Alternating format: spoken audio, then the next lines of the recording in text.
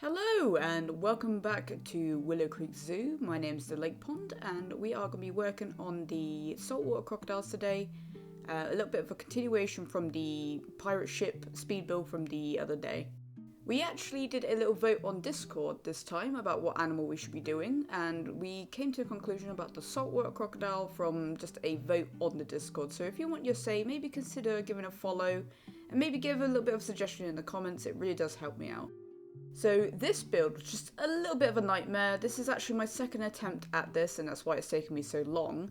But water physics in this game is a little bit of a final boss really for me. The pathing isn't so bad, it's just more so to do with water and making sure the levels are correct to what I want it to be with the foundations and the terrain and whatnot, and just making sure it works. The idea I had for this build is a way that the guests are able to view from above and at the same eye level as the crocodiles themselves as they are swimming in the tank. In the end, I think it's a nice big enclosure, really good for crocodiles. I end up getting two. I've got one from a previous franchise that's still a juvenile and a big girl, and I absolutely love them. Ironically, saltwater crocodiles are one of my favourite animals, which is a bit different, I would say, from most people, but I really like these animals. But enough of my waffling, let's actually look into this build and what I'm doing at this current point, which is just trying to get a bit of elevation, as I said, so the guests are able to come over and view from a topside view.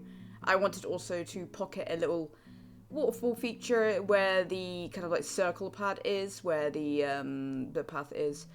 And I thought that worked really well with the space. I like to use as much of the negative space as I can to really utilize, the surrounding area. I'm going to use the word space a lot, but I like it. One of the main challenges I find with a water habitat is realistically the depth. I don't know what is the correct method of how deep should I go with, the guests being able to view and see and whatnot. And sometimes it's hard to judge until you get the water in, because as I said, I really fumbled with the water level originally, and it was one of the biggest challenges for this build, and hence why I had to restart it once time before. But in the end, if we make mistakes, we persevere, we learn from them, and we adapt from them. And I think that's what I love about doing this series of challenging myself to really push myself to new different types of habitat and just challenging. And I think realistically that's what I would like out of a series. And I'm very excited with the fact of Planet Zoo 2 on the horizon, especially with the recent survey coming off, which if you haven't done, it might be a bit too late now. I believe it'll be done on the 15th, but they especially talk about aquatic animals and aviaries and whatnot, and I'm really excited for that. I'm interested in how that's going to work, and I would like to know what you guys think. What would be your one thing that you're looking forward to for Planet Zoo 2? But enough of that now. We're going to talk about the crocs in this habitat at its current point for Willowcreek. What I like about what I'm doing here is adding a depth for the feeding hole, as I would call it. I like the little pond area in the actual environment so they can actually deep dive for their fish and meals and whatnot. And I think that would build really good enrichment for the crocodiles themselves. But I also wanted to make sure they had like basking area, being able to walk up and down from the pirate ship, sort of like, it's a gift shop, but it also doubles as a shelter for them.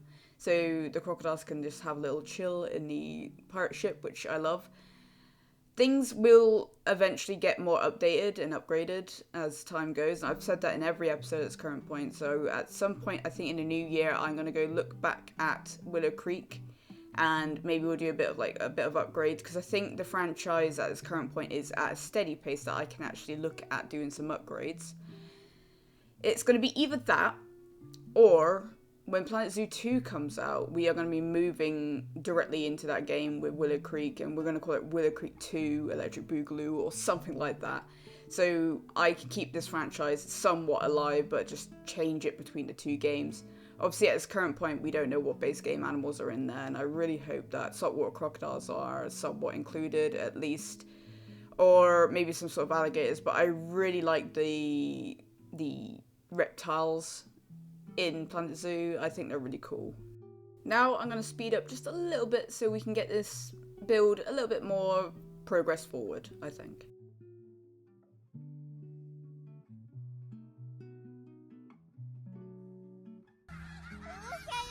Rocks and water.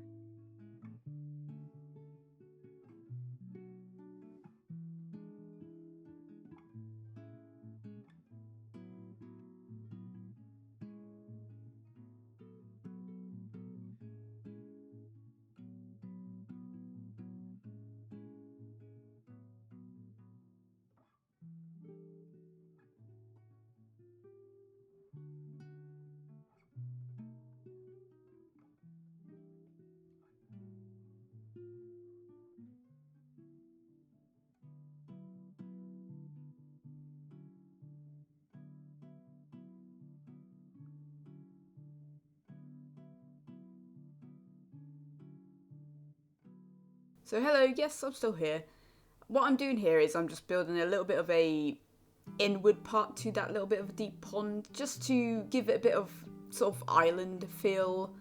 I think in the end I don't actually put the feeding station there. I put it in a more back enclosed one because I felt like they would want more of a sort of like secluded area. And I'm just masking everything with rocks at the moment just to give it more of a realism sort of like feel to it.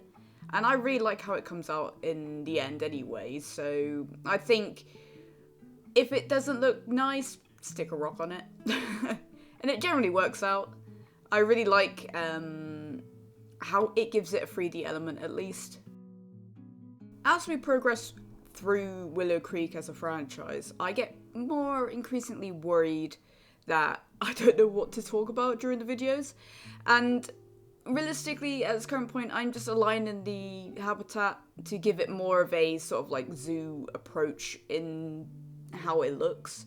I think that we wanted to keep with the theme at least and keeping it pretty and making sure that the water doesn't leak out and, you know, all the small little nitty gritty stuff that I feel that it's sometimes just missed out in certain videos. I feel like I'd rather be completely down to earth and show you my whole process instead of showing you the before and afters. And I think that's kind of fun because, like, for example, there people might not know that I can just pull the glass barriers up and out of the habitat like that just to make them look like they are on the right ground level to the pathing, or I say the pathing, the custom pathing, the one that we are using, the white brick one. But more or less, I think the glass really works. I think it's hard to get no barriers, especially for like water-based areas, because you have to have the watertight enclosure to make sure the water stays in and whatnot. And I think that's why the pirate ship really suits this area, because it kind of looks like it's docked onto the waterfront. So, in my vision anyway, you might disagree, but I think it looks, I think it's rather neat, honestly.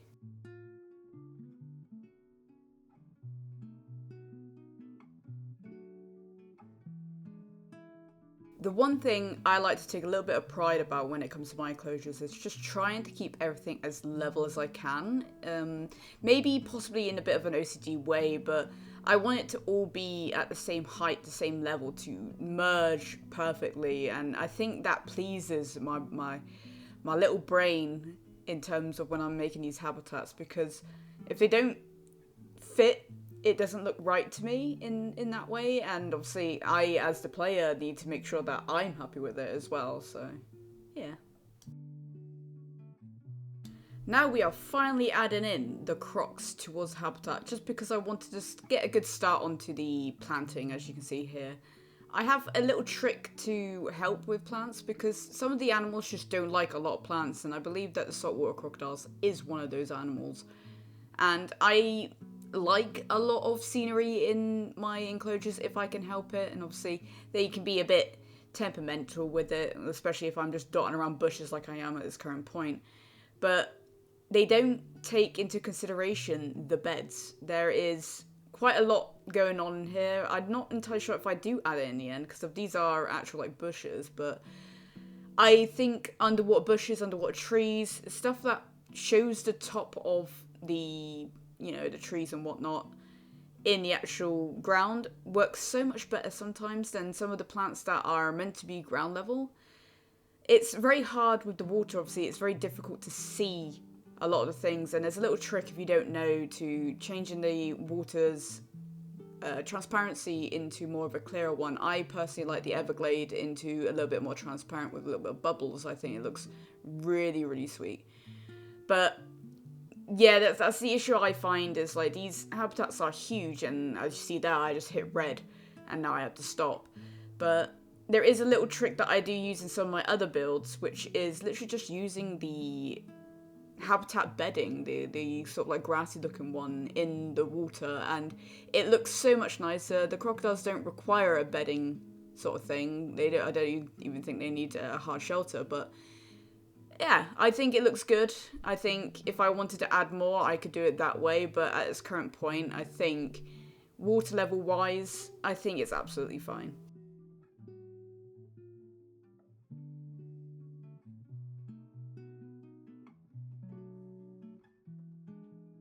As we now come to the end of this build, because I'm trying to get some decent screenshots of the crocodile, I really did enjoy this one. It was a bit of a struggle to begin with. It was a challenge, if anything. I really enjoyed it though. And it was, as I said, I don't think it's a bad thing to try and test your limits on things that you might not be entirely comfortable with. I know I've done much better builds in the past, and I will most likely do better builds in the future, and there's always room to improve, especially when it comes to just habitats and whatnot, because no habitat is the same. You can go to any zoo and you can look at the habitats and it won't be the same. And that's what I love about zoo, that I have that freedom, that creativity to be able to make things how I want to make them.